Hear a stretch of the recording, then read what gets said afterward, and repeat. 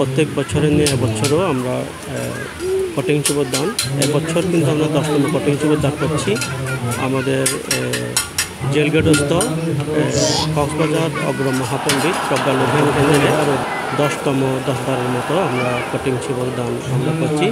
সাথে আমরা 37 ফিট দণ্ডায়মান বুদ্ধ প্রতিবিম্ব আমরা উদ্বোধনের শুভ ভিত্তি আমরা প্রদান করছি।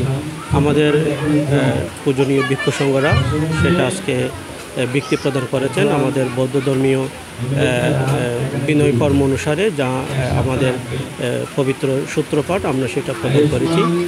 এখানে বলতে পারেন 37 ফুট বা কেন করছি আমাদের বুদ্ধ ধর্মের 84,000 ধর্মস্কন্ধ বিদ্যমান, অর্থাৎ ধর্মের বাণী, যে বাণীর দ্বারা দুঃখ মুক্তি লাভ করা যায়। তার মধ্যে 37 প্রকার হচ্ছে বুদ্ধিপক্ষীয় ধর্ম। এই 37 প্রকার সংক্ষেপ করলে 84,000 ধর্মস্কন্ধকে এই 37 প্রকার বুদ্ধিপক্ষী মূলত মূল ধর্ম, যে ধর্ম দ্বারা দুঃখ মুক্তি মানুষের লাভ হয়, পরম সুখ নির্বাণ সাক্ষাৎ হয়। তো তারই ধারাবাহিকতায় এই 37 প্রকার বুদ্ধিপক্ষীয়কে স্মরণ করেই আমরা 37 ফিট বুদ্ধবিম্ব করছি, যেটাতে আমাদের বাংলাদেশের সকল বৌদ্ধ পুণ্যার্থীরা এখানে এসে পুণ্য সংশয় করবেন, পুণ্য অর্জন করবেন। পাশাপাশি আমাদের কক্সবাজার পর্যটন খাতেও আমাদের সেটা বিশেষ ভূমিকা রাখবে। আপনি জানেন আমাদের রামুসহ টেকনাফ মশকালিও আমাদের বৌদ্ধ তীর্থভূমি।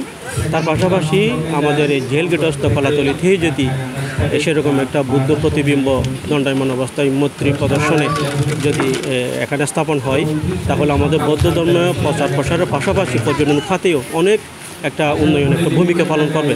সেইকে স্মরণ করে মূলত তীর্থকে স্মরণ করে আমরা 37 ফিট বুদ্ধবিম্ব নির্মাণ কাজ আমরা যদি অর্থায়ন যদি সরকার থেকে সাপোর্ট পাই অথবা আমাদের দাতা গোষ্ঠী থেকে যদি সাপোর্ট পাই, তাহলে সেটা 1 বছরে সম্পাদন শেষ হতে পারে।